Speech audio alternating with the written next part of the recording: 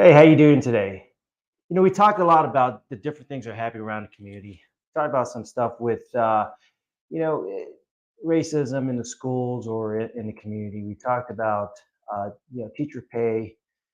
Actually, we're going to go and talk about something that's really important for our community, actually for our kids, and hence the reason why I put my glasses on because anytime I have to sit next to a doctor with a PhD, I don't want to feel less adequate. So I put the glasses on to make me feel a little bit more adequate, coming from all this knowledge I have right here on my right side.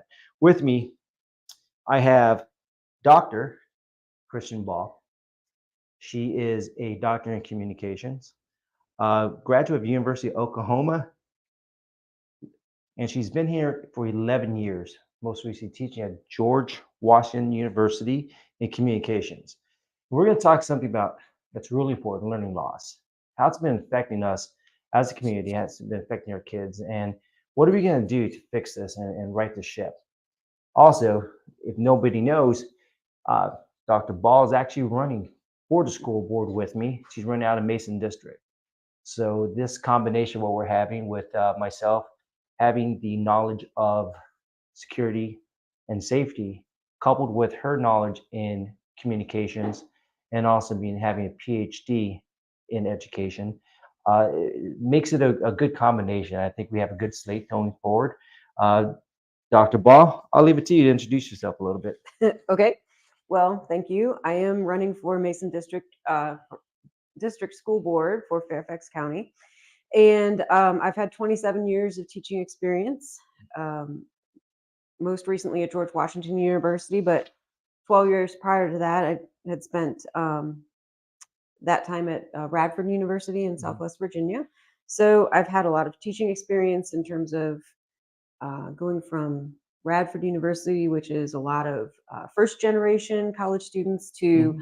George Washington University, where I had a lot more privileged students who went to um, private schools and also taught for a semester at Northern Virginia Community College. So Oh, I perfect. feel like I've run the gamut of, Yeah, I of think so too. student I mean, knowledge. as far as engagement at different levels, I mean, Mhm. it Yeah. definitely looks like you ran the gamut. Also, being a mother yourself, Hmm. understanding what's happening there, and right now in Fairfax County, Hmm. and across the nation. Let's just put it out there. This is a learning loss that's happening across the nation, that's affecting every state, every county, Hmm. and it's really affecting the future of our country. And it's really the learning loss, and priorities are where the priorities are. I know a lot of people say it's a learning loss coming out of COVID. I think that's just one aspect of it. COVID was a period in time, Right. but this drop in scores, this drop in academics, in STEM Hmm. specifically, has been something that's been going on for quite a while. I think a lot of people turn a blind eye to it because it wasn't right in your face. I think Right. COVID opened your eyes to the different things that are happening. To say that everything that's been happening in our schools is an end result of COVID, I think the parents' eyes were open due to COVID to see what exactly is being taught in our schools and now get a glimpse of why our test scores, our areas in STEM and everything has been, on a downward spiral for a couple of decades now. Right. So, what do you say to that? Well, I think that the fact that we ended up with all of our kids learning online, it gave parents a chance because they were also at home working. It gave them a chance to see what was being taught or not Mhm. taught. But I think that, I don't want to throw the whole public school system under the bus because I think it was a lot of the learning loss happens because the kids were behind a computer screen for a year and a Mhm. half. And there are certain skills and certain classes that are better taught in person. Yeah. So that learning loss we're seeing reflected in the standards of learning test scores from pre-pandemic to post-pandemic. And I think that we need to figure out what are the root causes of that and how can we fix it. No, I totally agree with you. Certain subjects, it's just hard to grasp. Math, for example, we Mhm. started going to algebra, college algebra, different things like that. To do that online Right. at a self-paced type of thing, or even with an instructor, you know, uh, teaching you online. There's nobody really to help you one-on-one. I think that's what has really been lost Mm-hmm. within that. But I like to go a little bit deeper into that. Mm-hmm. COVID was a period in time where we saw what was happening over there. Mm-hmm. And I think it exacerbated the issue of learning loss 10 times more because now it turned all online. But before that, we were seeing declining scores across the board, across the nation. I'm not just talking Fairfax County. Mm-hmm. Mm-hmm. And people love to just talk about Fairfax County, but we're talking about our nation, where Mm-hmm. we're going with our kids. And I think it's a combination of a couple of things. I think it's a combination of uh, you, classrooms sizes, the amount of teachers that we have. Mm-hmm. So it goes into teacher pay. Yeah. Types of classrooms or sizes of the classrooms is a huge effect. When you have a ratio of 40 kids to one teacher, Mm-hmm. I mean, you're going to get a worse product. Mm-hmm. And it's return on investment. What do you expect? It's kind of like that thing where people say, I want a Maserati, but I want to pay a Hyundai price for it. Exactly. You get what you pay for. Right. Right. And so if you're paying less for your teachers, putting Mm-hmm. less money into that, you're expanding the amount of kids into a classroom. That's your investment. Mm-hmm. And if you take that same thing into a business aspect, because I am a small business owner and I look at the numbers in that sense, if I invest this amount into it, my return on investment is going to be equal to that. It's not going to be Right. above that. I think a lot of people think that our teachers not getting the right teacher pay, Mm-hmm. that having too many kids in a classroom, it burns them out. Mm-hmm. And then you have teachers that I know that have to work during the summer, working part-time jobs, doing odd things where they can't take a break. Mm-hmm. So they work all summer, go right back into the curriculum, and then adding additional outside of the norm of your curriculum training that you Mm-hmm. have to take. Mm-hmm. Then couple that, which we had a discussion about teacher pay, Mm-hmm. administrators, the amount of administrators and all of Oh them yeah. having to create something to justify their jobs, Right. which the end result gets shifted down to the teachers because now they're held to certain regulations Right. and they're now concentrating on attending meetings and doing various things as opposed to getting down to nuts and bolts. I think we've created an educational framework Mm-hmm. that is too complex. It's driven by money. Mm-hmm. The amount of kids, just get the kids in, and increase the amount of classroom size because that's what you start looking at it. Every child, there's literally a dollar Right. Right. attached to it, Yeah. Yeah. right? So Well, this year we're going to have $19,000 per student spent yeah. in our budget. And so when we start looking at the educational system as that type of prism where let's just toss kids in there, one teacher increase the amount Mm-hmm. of kids that they have to teach, you're going to have there's no teacher in the world that you're going to be able to produce the way they want to produce. I know every teacher that goes in profession, just like yourself, went into the profession to develop kids, to Right. make an impact on our lives. Mm-hmm. And I hear countless times frustration from teachers saying, I can't make an impact. It's just they come in, they go out. They come in, they go out. They're not making a lasting impression. And they're so bombarded with other things on there. So, but what have you seen that's also attributing to possible learning losses? Well, I think that the classes are comprised of students who don't speak English as a first language.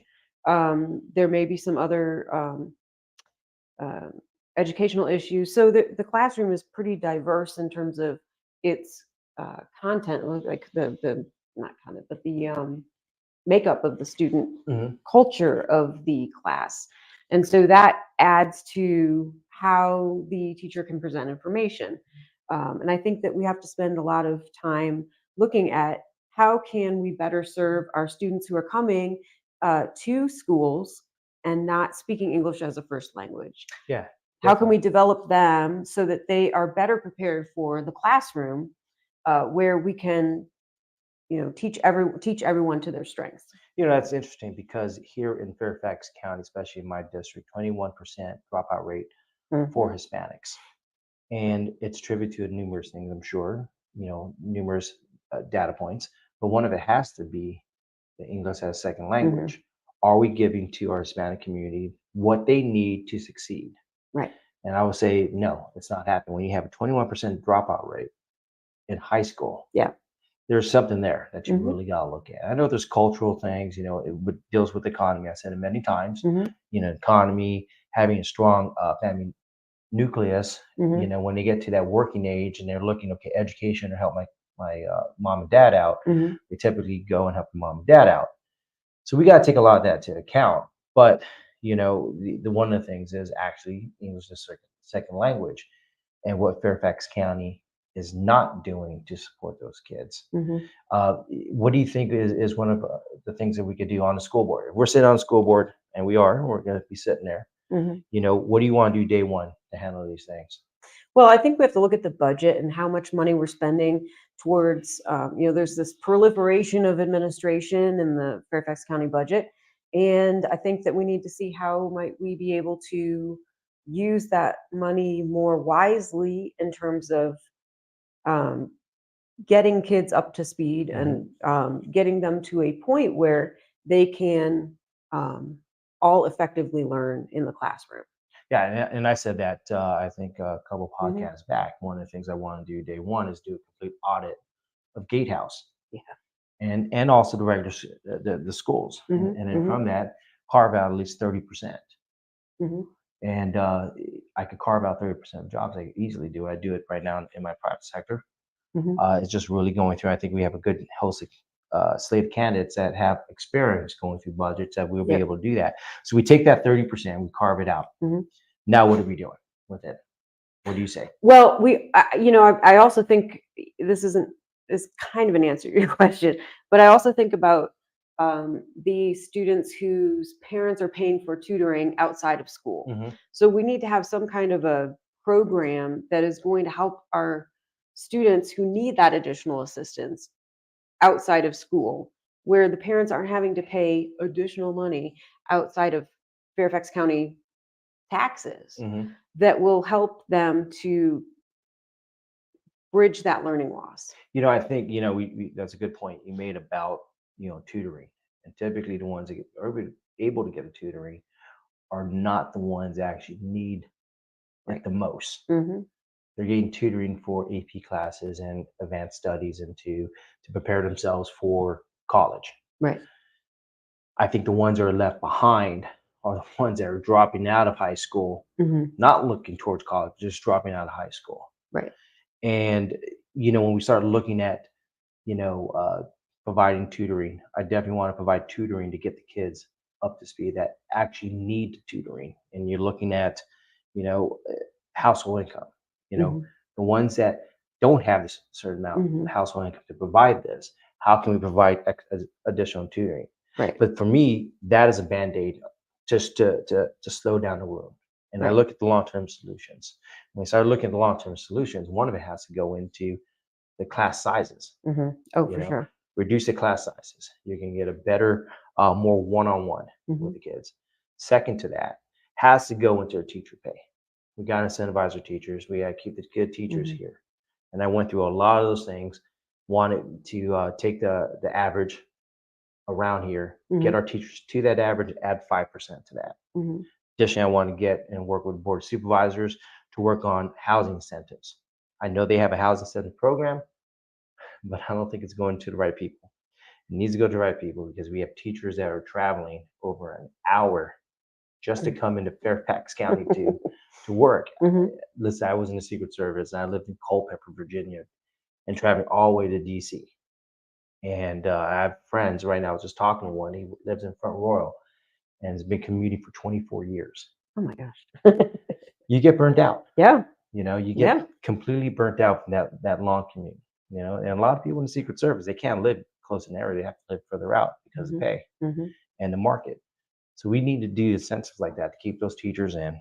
And then from that, really concentrate on certain programs. ESL is one, Mhm. English second language.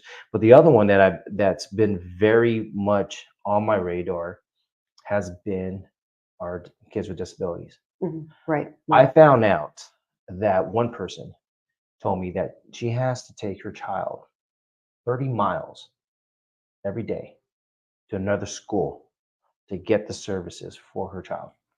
Doesn't surprise me. I've heard similar It's things. it's Yeah. it's ridiculous. Yeah.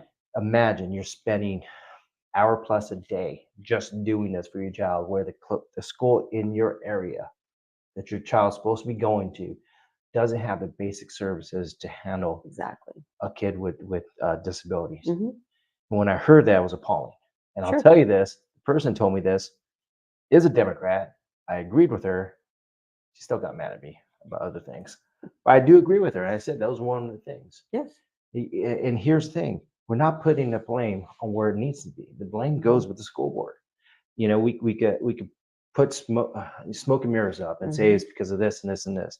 At the end of the day, this school board's in charge of that $3.5 billion budget. Exactly. At the end of the day, this school board oversees this administration, the school board, or the school administration. So where's the buck stop? The buck stops with the school board. The school board is yet to provide anything of substance Hmm. for the community, yet promotes themselves as we're doing a lot of things for equity for Right. kids.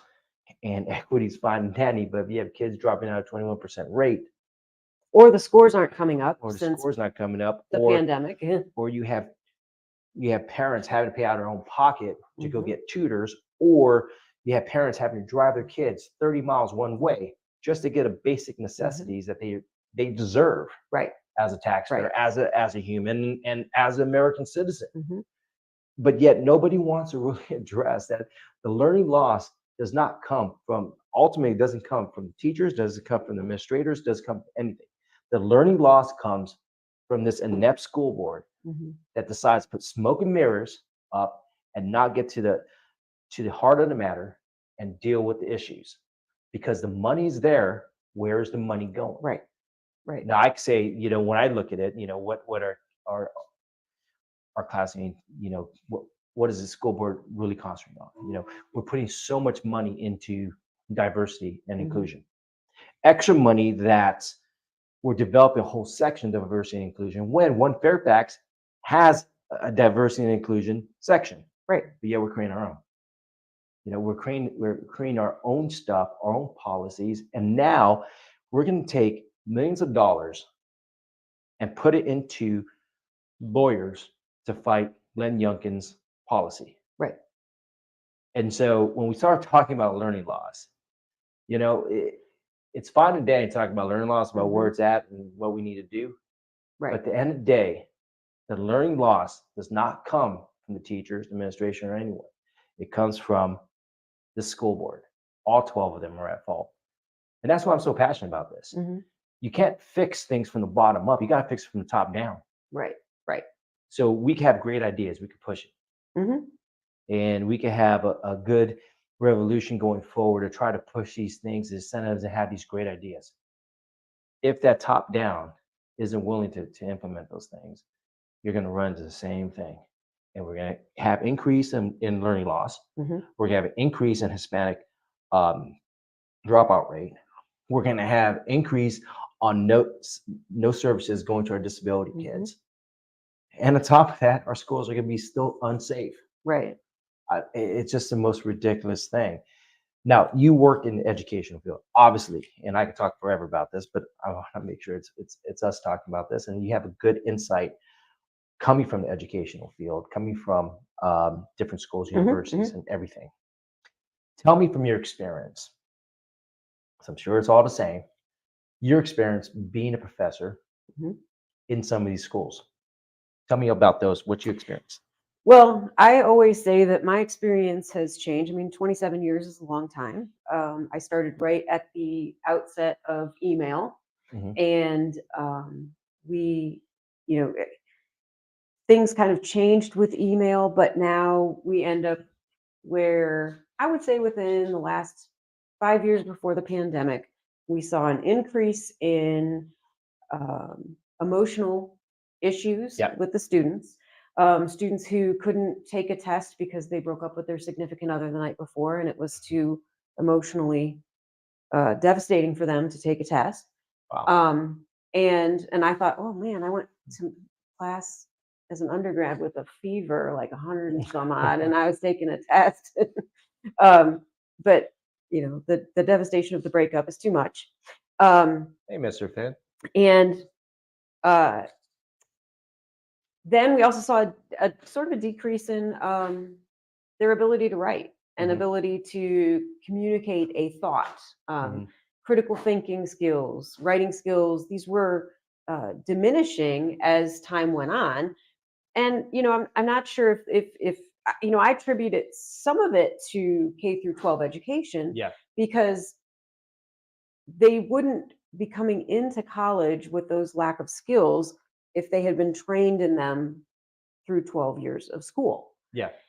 So I think it's partly that, but it's partly also our computer mediated culture. Kids are used to texting each other and using all the quick, short abbreviations, and then it translated into emails to me with the text lingo. So it was kind of interesting to see how all of that changed looking back. But I would say mostly within the 5 years before the pandemic, and then once the pandemic hit, then we were forced to allow students to have extra time for their work and everything, that just kind of changed the dynamic of the class. That's funny. Pandemic hits, everyone's locked in at home, yet we're going to give you extra time to complete the projects when you're pretty much not doing anything because everyone's on lockdown.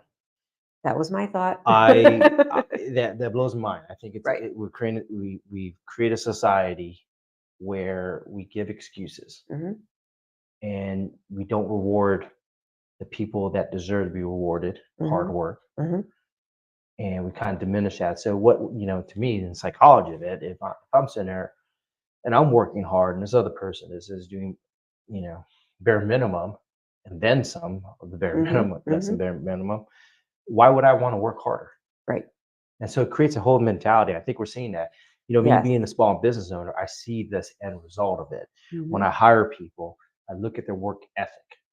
And work ethic usually starts in high school or in middle school and high school. I wouldn't say really elementary because they're just kind of learning. Right. But really the responsibility, starts coming along, in middle school and high school, because that's when you're actually going from one period to the other. You go from one class to the other, as opposed to, elementary, you're in one class the whole time.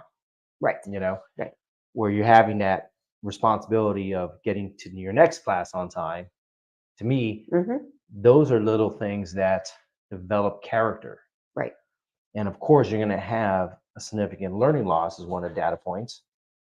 When you have a loss of integrity and character, of holding yourself responsible, accountable, you're going to have a loss of learning because you're not going to be paying attention. You're not going to give 110% because you have, that I just need to do the bare minimum. Right. And I'll get away with it.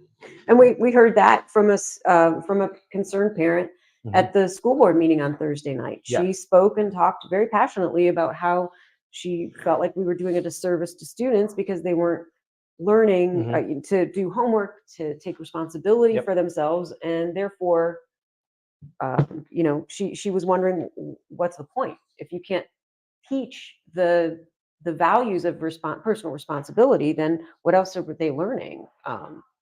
It's not that they're not learning something, but that they need to be held accountable and start to learn small goals and having small deadlines. It's very important. Holding accountable, small deadlines, reducing their grade down, penalizing them instead of just turning a blind eye. I think we have created a society, and this is a societal thing. I mean, people look at just the educational portion. These kids are going into the workforce, taking the same same thought process that they've learned into the workforce. And that's why employers like myself have, doing it, in small business and everything, ever since I left the government, have seen the quality of people that are coming out. Right. The quality of people that they hold themselves accountable or have pride in their work. I would say this before, people that went to college and for, one of the reasons why people looked at college degrees was because they had a sense of responsibility and accountability that an employer can look at and say, okay, at least I know that this person is reliable and accountable. Right. Now, when we look at that as a small business owner, I can't even get that. Right. You may have a phenomenal degree. It doesn't matter to me. The process of school has been so watered down with accountability and building character and integrity that you just don't have the same thing. The end result isn't there for employers. And so for me, being a small business owner, when I look at that degree, I still look at the person because I just can't, there's no weight to that anymore. It doesn't hold the same thing. And when I was going through the military, now I look at military people, it's like that holds a lot of weight, but hopefully with our society, that just doesn't start going down too with that quality. But you have some other stuff over here. I was just going to say, I've been reading this book, Grading for Equity, and it's interesting because they talk about the importance of allowing students. In essence, they're talking about the rolling grade book, where if you do an assignment and you don't get the grade that you want, then you can continue to do it, or if you don't meet the deadline for it, you can, have more time to do it. And I thought, well, what is the definition of deadline? And why are we allowing them to have additional time if there's not a deadline? So I envision these people going off. And since my career started in public relations, I can't imagine having a public relations firm and employing someone who says, oh, I didn't really get to that deadline. Yeah, sorry. Deadline's important, especially in projects, anything you do in projects. And it's part of learning responsibility and time management. We need to learn time management. But here's a couple of things that I looked up, and there was a great article that came out and talked about Fairfax County specifically, and talked about, and this is actually someone got one of the actual syllabus for the class, and this was the syllabus. I give some background: Virginia U.S. history. Okay, Virginia U.S. history. All right, so remember that, everyone. Virginia U.S. history. Remember that. That's what we're talking about. And so they use this concept, backward design.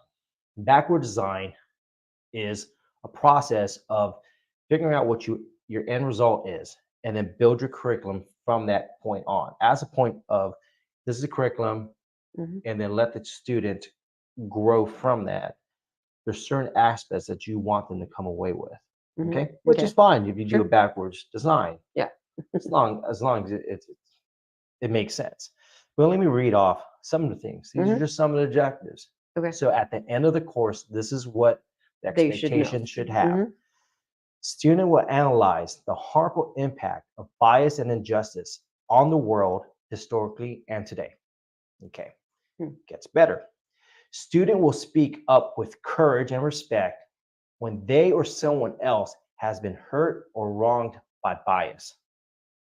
Granted, what does that have to do with this? Is U.S. history, okay? Next one. Student will recognize unfairness on individual level, biased speech, i.e., injustice in the institution or systemic level, i.e., discrimination. Next one. Student will express empathy when people are excluded or mistreated because of their identities, and concern when themselves experience bias. So when we look at this, remember, this is U.S. history, Virginia and U.S. history, right? This is an activist class. This is not a history class. And when we start adding in a different concept, a different end result of what they want to come out, our communities are going to be filtered with this. Our communities, our school boards, our school systems, not just here, across the nation, is being inundated with this. This is the type of teaching. Right. So now, when everything is now put into a lens of this type of activism, bias, activism, divisiveness, this is not even critical thinking. No, it's not. To me, critical thinking is taking the knowledge and critically think about all aspects of things. Yeah, this sounds like it's coming from a social emotional learning lens. Yes, it does. It's trying to take everything into the perspective of, I hate to say, anti-America, Mhm. because there's nothing that I read that was for America. Mhm. How America, I mean, this is U.S. history, and Right. there's nothing saying, the accomplishments of the U.S. and its impact on Mhm. society, Right. accomplishments of the U.S. and impact on the world. Mhm. Nothing of that is being brought up. Right. All it sounds is how the U.S. has been grossly providing injustice Mhm. to people, Mhm. and then how we have empathy towards that. Right. This right here is appalling. This is what our Right. teachers, our high school teachers in teaching history has they have to do this. Right. And I guarantee this is not a choice by them. But this is where our learning loss is coming Mhm. from. And there's nothing factual in there. No, it's all subjective. Right. It's And subjective. feelings. It's a feelings. And I talk to people, well, how can we solve these things? And I understand that there's a lot of people, a lot of Mhm. parents too, that will like a critical class like Mhm. this Mhm. done in the lens of this type. How can we do that? Easy. It doesn't become a core class, it becomes an elective. Well, but this is, see, I would approach these classes as, if we want to bring in different historical perspectives, to me, there's nothing in here that says this is what we're going to learn about US history. No. Your objectives could be, learning about different aspects of US history that involve different, ethnic groups or something, Mhm. right? Um, because I think it's important to include things like Black history Mhm. into our courses. Talking about Native American Yeah. tribes, right? I went to Oklahoma, graduated from high school in Oklahoma, and had to learn the five tribes of Yeah. Oklahoma in my Oklahoma history class.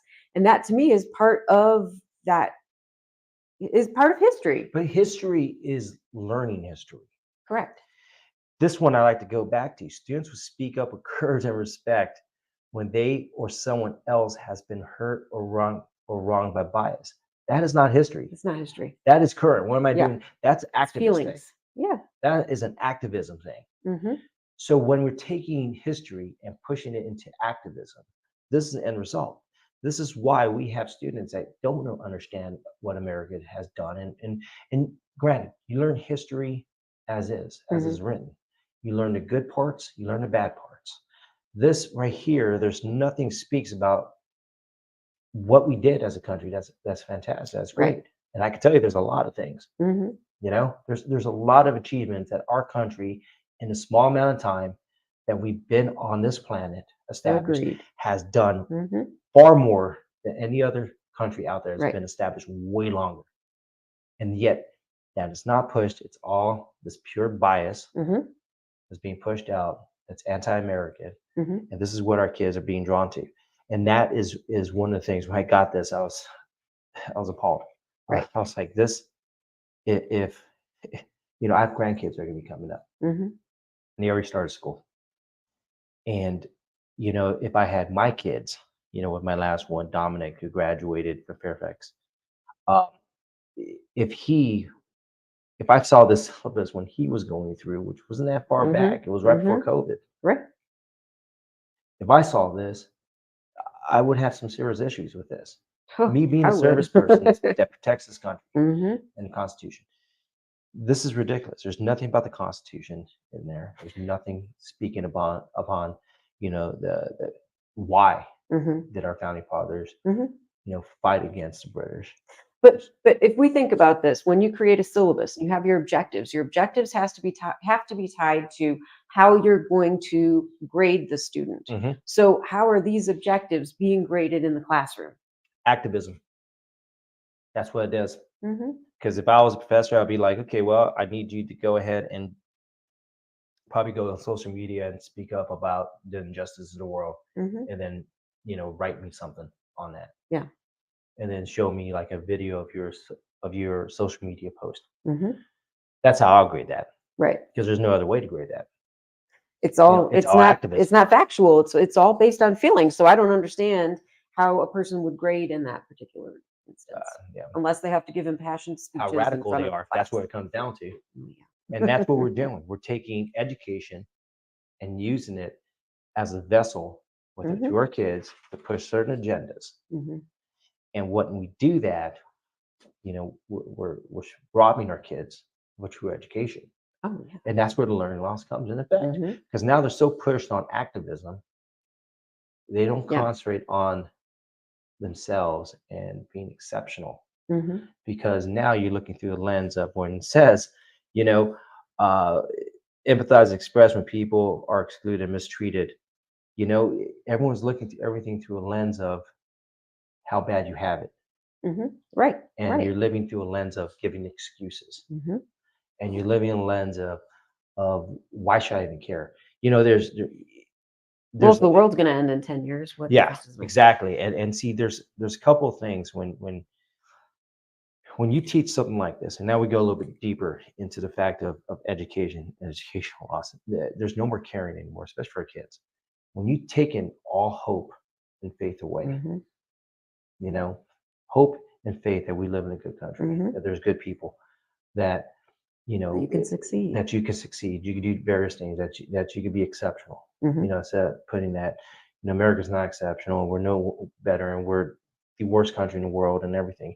You start doing that, then there's nothing for these kids to strive for. Exactly. And then when you have that, then they don't care. Mm-hmm. The learning ends. They don't want to push themselves. Right. I think that ties right into the learning loss. Mm-hmm.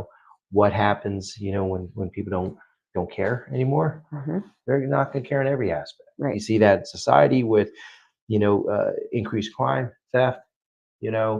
Uh, you see that in education, where they're just not caring about going to school or giving any care to that. And everything goes into more to self-indulgence. Right. As opposed to, growing themselves. So what time? Oh, we still got more time. So you have some more facts over I can see. And I can see questions coming up. I just have them. But we got some more too. facts. I want to go to your facts. You got what do you got right do I there? want? What facts do you want? I don't know. I just had stuff out. Listen, I have a doctor over here. They always come with my first doctor on board. She comes with all these facts things. I want to know what the heck is going on over here. Give me a question. But let's start talking about what we're going to do. We talked about all this injustice and the negativity. So let's talk about what we're going to do. And I told a lot of people on the campaign trail what I want to do. And I'm very straightforward. I'm not running, just to have a seat, at Gatehouse and being from, a seat and being from all these parents for no reason. Right. One of the things I want to do is actually design educational paths for students based upon what their wants and what the ultimate goal is. For example, I tell you, one of the data points that keeps being pushed out to me is the SAT score. I understand it's a data point right there, but it's one data point that we contribute to learning loss, but we can also attribute it to some kids just don't want to go to college. Yeah, that's plain and simple. Listen, I didn't want to go to college when I was in high school. I was too much into my world, and I wasn't ready. Kids aren't ready. Some kids are. Some kids are groomed. This is where they're going to do it. Some, like me, no, wasn't there. So what I told a lot of people is this is what I want to do: introduce vocational trade schools in middle school, so you're getting a taste of these various jobs, various areas. And then when they get to high school, they sit down with a guidance counselor, and that guidance counselor with the parents have a discussion about the child and their path forward, right, to prepare them for graduation and so on. And from that, the child with the parents can decide the best path, and that path may be vocational. And so if we have a vocational program, we should have, so wherever we have in middle school, we'll have the program set up kind of like college, right, in a high school, to where they graduate after 3 years. When they graduate 12th grade, they got whatever certificates, whatever certifications, and we create a jobs program so recruiters in their senior year come in and already interview kids. Yeah. To have a pipeline to actual jobs. And That is not far-fetched. I think we could do that. I want to do that, right away. I want to restructure the educational pathway Hmm. because right now there's only one path. Hmm. It's, high school to college Right. path. Right. Oh yeah. And I think kids need multiple paths like I've that. always said not every, like, in my classroom, not all of these people in my classroom belong in college. No, and they're wasting money. Exactly. You're Yeah. strapping them with $100,000 in debt after 4 years, and they graduate with a degree that has nothing to do with what they end up doing. And some of them don't even want to even have that degree at all. They're just kind of forced into that. Hmm. And that's a big issue because we're not designing things specifically for the kid. Hmm. We're designing things for what we think they should be doing. Right. And what I learned being a small business owner, once you tap into the potential and the desires of an individual, you find out where their passion is. That's when you do the best.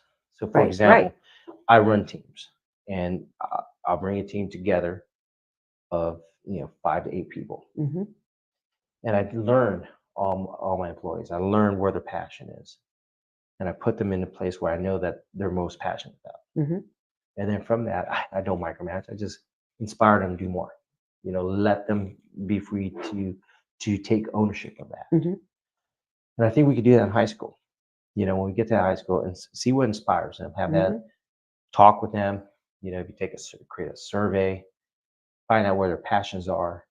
You know, that's why having the early introduction of vocational Hmm. schools training classes, whatnot, in middle school when they're kind of shaping and seeing what their interests are, reaffirm it when they enter, high school, Hmm. and then now create it for them. At the end of the day, they become an auto mechanic, get all the Hmm. certifications, they graduate with the same high school diploma as anyone else, but they Right. came out now with the certification for auto mechanic. After 2 years, maybe they don't want to be an auto mechanic anymore, Mhm. and that's fine. Then they move into college. Right. You can start later on. One thing they're coming out with is a job, Right. and they're coming out with no debt. They're not going Exactly. into debt. Right. Right. Right. So now they can make a better educational decision, financial decision Yeah. for them down the road if they choose to. Right. Say, hey, I did auto mechanic. I did it for about 3 years. I'm ready to move Hmm. on to something else. Hmm. Right. But now they have a hard skill that they can Right. always fall back on. At Hmm. any time, they could go to college and still fall back on that. Hmm. They could go to college and work part time still as an auto mechanic. Hmm. So they don't have to be in debt to everyone. They're Right. self-sufficient. Right. And you're creating better adults that Hmm. way. Hmm. Adults are self-sufficient. Yeah. Adults that have pride in what Successful. they've done, and they're successful. And so that's one of the things I want to do on day one. Get on that school board. Hmm. I want to go through that curriculum. I want to redesign that. Hmm. You know, what about you? What do you want to do day one? We get on there day one. Okay, this is not going to be the most popular of the decisions, although I know some people I've talked to. Um, Kind of going off of what you're saying, I think Hmm. that what you're talking about is important, but the busing issue is a big deal to a lot of Yes. people. Um, One of the members of my team is a former assistant superintendent, and he said that the problem is we've got these vocational schools, but the kids have to get themselves to the vocational schools. Yeah, that's ridiculous. So if you don't have a car or you're not old enough to drive, you can't get yourself there. Hmm. That's one problem. The other problem is that there's just not enough bus drivers to carry all the routes. So I had a single father approach me at a back to school night last week, and he Hmm. said, "We got to fix the busing." He said, "I'm a single parent. I got to get to work, but I've also got to now drive my daughter to school because there's no bus on our route." Yeah. So, I think that these are issues. And then, of course, the back to school nights are problematic because not everyone can get to the back to school night. Yeah. So there were transportation issues with regard to that too. So I think that, a lot of people have complained about the busing. Yeah. Do I think it's the most pressing issue? I don't know. I think it's an important one because if we can get the kids to school, then we Yeah. can teach them. We don't have to have Yeah. all of the chaos of parents trying to figure out how they're going to get their kid to school and how they're going to pick them up and things of that No, nature. that's a huge issue, and I know a lot of it comes with not having enough bus drivers. Yep. And so that falls right into what I want to do day one with with the budget. Scrub through, get rid of 30% of those Hmm. gatehouse administrators, and put that money where it needs to go. But the thing is, with the busing, they keep increasing the amount of hourly pay and including like $3,000 incentive to, if you get hired, you get $3,000 off. My concern is the bus drivers have zero um, autonomy over their bus. Mhm. So if a fight breaks out, there's nothing they can do about it.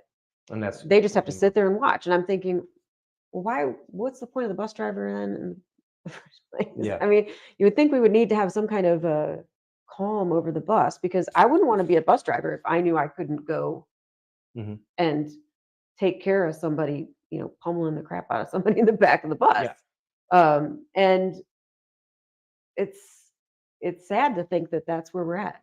Well, I think that's one of many issues, and once you start righting ship with certain things, social issues, Mhm. get rid of curriculum that has nothing to do with actual school. It doesn't push out this discrimination Mhm. and all this other stuff. Once you start having a real conversation like that and doing real changes, there's going to be a like a wave effect, and it starts fixing other things. Starts Right. fixing. Mhm. Obviously, there's priorities, and going back to what Fairfax County did with this course, backward design. I would use the same concept of backward design. Mhm. So we look at what's our end result we want, Correct. Yes. okay, and how we're going to get there. So we look at the vocational schools. Some are so far away, okay. Well, how backward design? Can we bring the vocational schools into the schools, Mhm. into these certain Mhm. schools that we have, the schools that need it? Mhm. How can we push them there so we're not having to transport? Right. That requires money and everything. Now, these things, these are a phase plan. Obviously, you can't dump all the money at one time because you got to spread it out. Mhm. But that's where you actually come with a plan. You come with a plan that is a 5-year plan. Mhm. In 5 years or 10 years, this is where we want to be. And they're doing it. They do phase plans like that Right. Right. because they're Right. doing a phase plan right now for clean air buses, Mhm. which is going to cost us hundreds of millions of Yes. dollars, because what they're showing is just the cost of the buses. We don't have anyone to drive the buses. Not just that, you got to That's rip the out problem. the Right. gasoline Right. stations and put charging stations. Mhm. And so it's going to cost hundreds of millions of dollars, and they do have a phase plan for that. But why can't we have a phase plan in the same way? Mhm. We'd love to change it out all across the board, right away. And we're really only talking about, middle school and high school. So it's not Mhm. even a high 400 plus number, Right. reducing that portion down, and I think it's increments. Mhm. And one thing that this school board has yet to done or do is actually having transparency on what are we going to do to make things better. Right. They throw all these talking points out there. They have this whole thing I went to. One of the things was all the money they spent on reading. And I'm sitting there and I'm like, isn't that hooked on phonics? I remember that when I was a kid. Right. Right. That thing We recycled don't itself do right back. phonics. Right. And they're talking about all these things, but yet the real issues are affecting everyday life of the parents. Mhm. The transportation issue, the special needs, Mhm. um, the vocational opportunities. Mhm. Nothing about that, Right. just let it be. Because they would like to get the easy wins Right. and then show, look what we did. Mhm. We spent X amount of $100,000 on Hooked on Phonics. Or electric school I'm buses. looking at the cost at Hooked on Phonics. Actually, it was actually my first school board meeting I Mhm. went to. And I went to Amazon and pulled up how much one of those books cost Mhm. and what they're paying per. They're paying 5 times more. Of course. Yeah. And I'm Yes. like, I get on Amazon for cheaper. Right. What are you talking about? And so, granted, they're saying, yeah, we got some grants from this for the Mhm. state and everything. Right. Well, those grants can go somewhere else, go to different areas. Yeah. It's not a point of, we got grants to pay for it. It's still Mhm. taxpayer dollars. Regardless of that taxpayer dollars is being driven through Fairfax Mhm. County, or that taxpayer dollars is coming from the state, Mhm. it's still our money we're spending. Right. And to say that, I'm like, I could save you guys a bunch of money by going on Amazon right now Right. and have it delivered in 2 days. Yeah. Right here. But it's being fiscally responsible. So Mhm. I know the money's there to create these paths for these things. Right. To look at that, to expand facilities within the Mhm. school, to start including like auto shop and different Mhm. things. Well, and we have, overcrowding situations in Mason District Yeah. schools, especially at the middle school level. And, I looked into the Bailey's Elementary School, Yeah. and they switched it to Bailey's Elementary and Bailey's Upper, right? Yeah. Upper and lower, and used an abandoned office building, Yeah. renovated it, and now use it as Bailey's Upper. And I thought that's a great idea. Yeah, we could Because do you're that. not building from the ground up, you're using resources that, Repurposing yes, a building resources that's that are close there. by. Mhm. And we could do that. And we just have to be smart about what we're doing. Right. And I think the school board is not smart about what they're No. doing. They look at things through a lens of small wins Mhm. just to get reelected Mhm. and to be very political and push their agenda. Because guess what? Having a vocational school does not fit their agenda. Right. And this activism agenda of CRT and creating many activists to go out into the world doesn't equal to let's give them vocational training to be auto mechanic or vocational training to eventually be an entrepreneur, Mhm. to free Mhm. think for themselves. Right. Because when you free think for yourselves, you kind of look at things a little bit different. Yeah. Yeah. But I think we're at our 10-minute mark, and we're getting some questions here. I knew some stuff popped up, and Mary, go right ahead. So our first question is, what is your opinion about tutor.com? It appears that FCPS board relied exclusively on this contractor to address education law. Tutor.com. You want to hit that? I don't know. I'm not as familiar with that as I could be, but I would say I don't think that we should. Well, first of all, tutor.com sounds online, It is online. and therefore I don't see how that's going to be as beneficial as in person. We talk about tutors and everything, and as important as tutors are for getting kids over the hump on certain things, Mhm. right? All right, I'll prepare my kid to go into say TJ and entrance exam for that. Mhm. Should be at the highest, but they reduced it down. But that's a whole different story, a whole different episode. I want to really concentrate on that. I really want to concentrate certain areas to really beef up that they're lacking in. Mhm. Okay, and we're talking about advanced stuff. Mhm. Utilizing tutor.com for the basic necessities of what your kids should be getting is dreadful. Mhm. I mean, think about it. Yeah. Yeah. My kids should be getting this basic level, and because they're not, I'm going to spend money to go get this. Mhm. Why do I have my school there? Why do I even? Right, Why are right. they even here? Why do I even Right. care? You get a lot of parents that are thinking that. Why am I putting my kids there? Mhm. Can't even do the basic necessities to get my kid to a certain level. That's the basic level. I'm not even asking for advance, Mhm. just the basic level. And now I have to pay money out of my pocket to tutor. And Well, we need to I fix know that. that the state has grants for tutoring so that you could get money in order to help your students with tutoring. Mhm. My other concern with the tutor.com is if it's at home and it's in your, if you do it on your own time at home, you've got to deal with connectivity Yeah. issues, right? How much internet bandwidth do you Mhm. have at your home? Mhm. Things of that nature. So, Yeah. because if you got multiple people working at the same time in that same household, your Yeah. bandwidth is As reduced. far as tutoring, I'm not for anything tutoring because it's just not addressing the issue. Mhm. So I want to address the issue.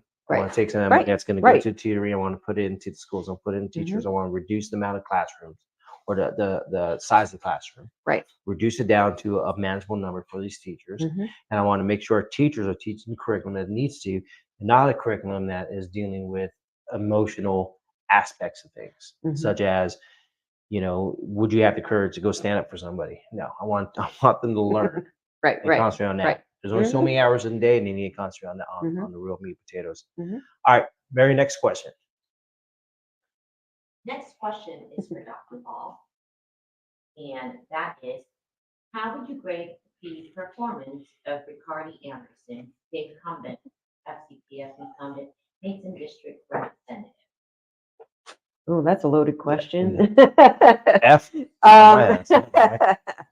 Well, according to grading with equity, that's being a little bit too restrictive in how I should answer that question.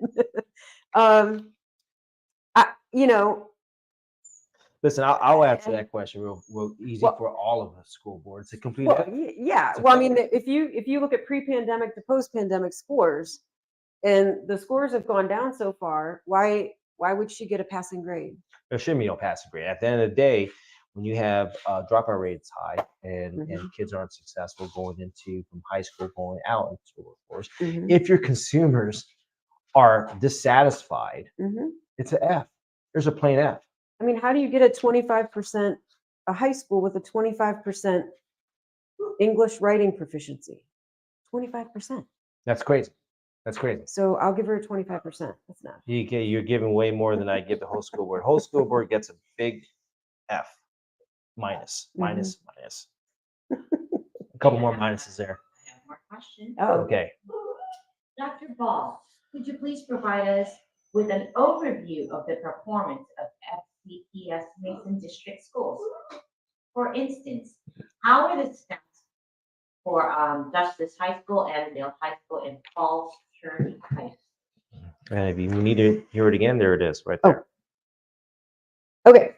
Oh, I'll put it up. That's okay. I got it. You I would say that the scores have dropped pretty dramatically in terms of, I have both the SOL scores and the SAT scores. The SOL scores are a little bit more concerning, mainly because they break things down to English reading, English writing, math, science, and then they have this history and social science. But those English writing scores, especially at Falls Church High School, have gotten pretty low. 25%, I think, is abysmal. And Annandale High School's at 54%, 55% if we round it, proficiency in English writing. Justice High School tends to have the higher scores of the three schools. And actually their SAT scores their overall SAT scores have gone up, even though they're still below the Virginia State and the Fairfax County averages, but they have gone up. Whereas Falls Church and Annandale have fallen. And in fact, Annandale's SAT scores have fallen quite dramatically, and they probably skew the average of all Fairfax County averages. Wow, this is skewed everywhere. I mean, it's even having Providence. Mhm. I mean, and it's if you really dive into the demographics of a lot of these places that have the biggest loss, Mhm. they're going to be minority. Mhm. Yeah. And that's typically what we're seeing. That's why the minority Right. group is not represented in this school board. That's why me being a minority, Mhm. big fat F Mhm. right there, because they're not helping out the ones that need to be helped. Well, and in the Mason district, of the 15 elementary schools, 12 of them are Title I schools. So the Mhm. Title I is supposed to give them additional money to help to deal with the achievement gap, and Mhm. I'm not seeing that in the numbers. No, I'm not seeing that also. Next question. How does pandemic fatigue impact education law? Pandemic fatigue. Is that in the sense of just being tired of hearing about COVID all the time? There's a couple of Yeah. definitions. Yeah, But give I us a think definition. what they're trying to say here is that, yeah, we just, having fatigue because of the pandemic. I think our kids have been so inundated with everything happening with COVID that they're just pure tired of it, and they're disconnected. Imagine going from elementary Mhm. or first year of middle school and then going to high school and the stress of that. Mhm. We all went to high school and the stress just naturally that's there. So you're going from a separation of pandemic, Mhm. and now you're reintegrating into Mhm. a school aspect, a social school Mhm. aspect, coupled with social media. Mhm. Because everyone knows that during a time of pandemic, social media has increased because Mhm. nobody has Mhm. anything to do Right. except post stuff. Right.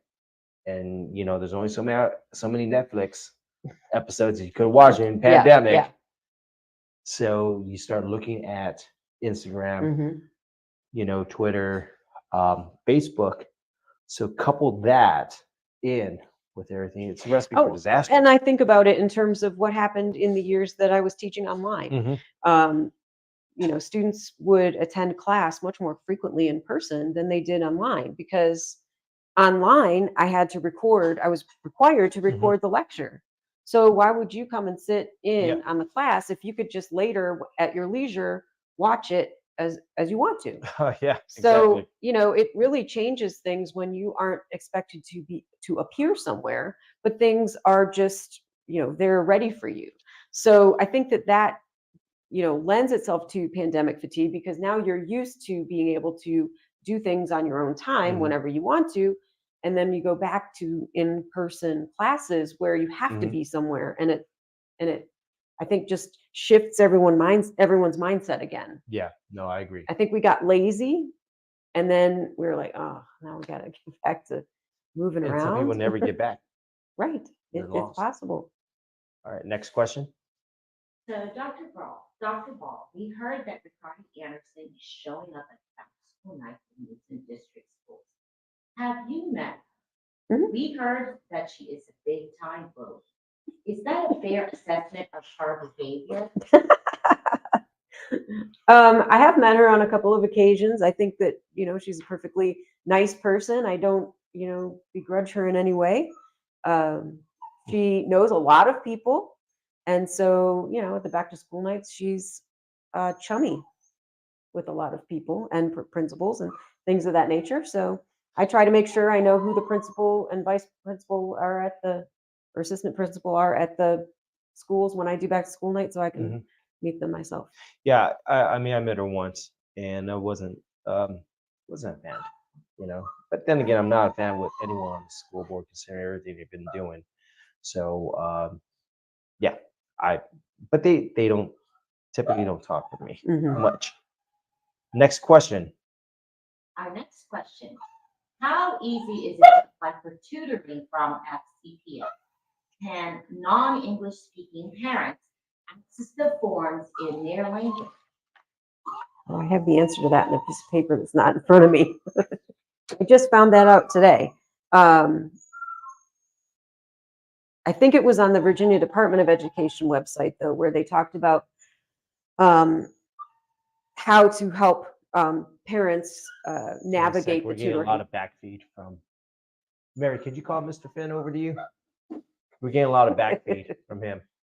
Mr. Finn tends to talk during our shows, and he's actually expressing how bad Fairfax County is with the kids, and he's crying about that. That's him crying about the kids. He really loves kids. All right, go ahead. No, there is a link to the Virginia Department of Education that talks about Mhm. how to get families involved in the learning process and in tutoring and things like that. Yeah, and I think there's a lot of stuff out there. It's not publicized and easy to find on Mhm. these things. That's why I found you go to the FCPS website. Things are hard to navigate. They like talking about themselves. He may hit the camera, just let you know. So yeah, I think it's out there, just not easy to navigate. Right. Any more questions? Mr. Finn was acting up. So what we're going to do is we also had some of the scores of say Providence, and if you have it for your district, we're going to go ahead and attach this to this podcast at the end or on the website, so you can go to it. When we start talking about learning loss, it's a combination of a lot of things. There's just not one thing to fix. And I think this school board has looked at has neglected to look at it and neglected to look at it from a lens of multiple areas that needs to be fixed. Just in a short time, we identify certain things that are lacking, and we identified, being on that school board, what we're going to do. But when we talk with people out there, and as we close out this segment, I really want you to really concentrate on what is return investment we're having for our kids. I mentioned to you one aspect, one class is being given at a high school, Virginia World History, and how that complete syllabus is about creating activists at the end of the day. Now, we may not know this, we may not be paying attention, but this is what's happening. It's happening in a US history class. Where else is it happening?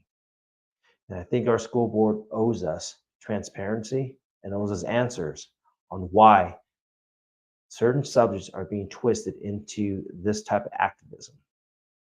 And only then, when we have transparency with our school board, are we going to get to fixing these critical issues with learning losses. But that is also coupled with working with the students to develop a training program, an educational program that makes them successful at the end of the day, at the end of 12 years, and have them integrate into society, successful and ready to take on challenges. You know, we talked about a lot of things here, but there's so much more we could talk about in this subject. I really want you to concentrate on what is happening now and what can we do. Fairfax County School Board has failed to do anything for you. We, as a slate, is ready to do things for you day one.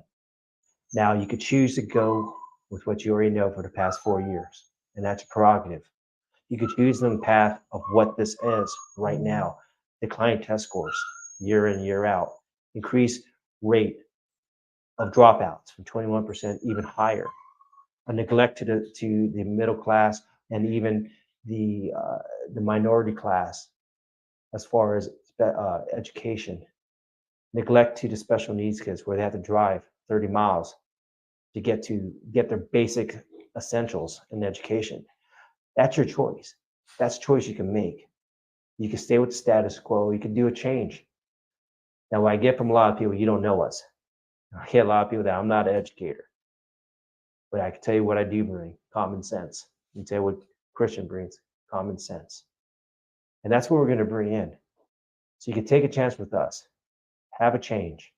At the end of the day, you can look back and say, hey, was this 4 years better than it was the 4 years prior? And if it wasn't, then you can vote us out for a new change. But you know exactly what you're getting. This election has the ability to completely change the foundation of the school board and the foundation of Fairfax County Public School. I think Fairfax County is ready for that change. I think Fairfax County understands what they have currently and ready to go in a different direction. You may not have to agree with us politically in all aspects. You could be a Democrat and we could disagree on numerous things. But the one thing we can agree on is this school board has failed you. And in essence, has failed our kids. Mm-hmm. It's November 7th and early voting. It's time for a change. Let's stand up and create this revolution and bring back greatness in Fairfax County. I thank you, and I'll leave any party words for Dr. Ball. Thank you. Come visit me at electkristinball.com. Perfect. About your Thursday coffee. Oh, Thursday mornings, Annandale Farmers Market. Come with questions. And I'll be there this Thursday to answer questions also. Thank you, and you have a good night.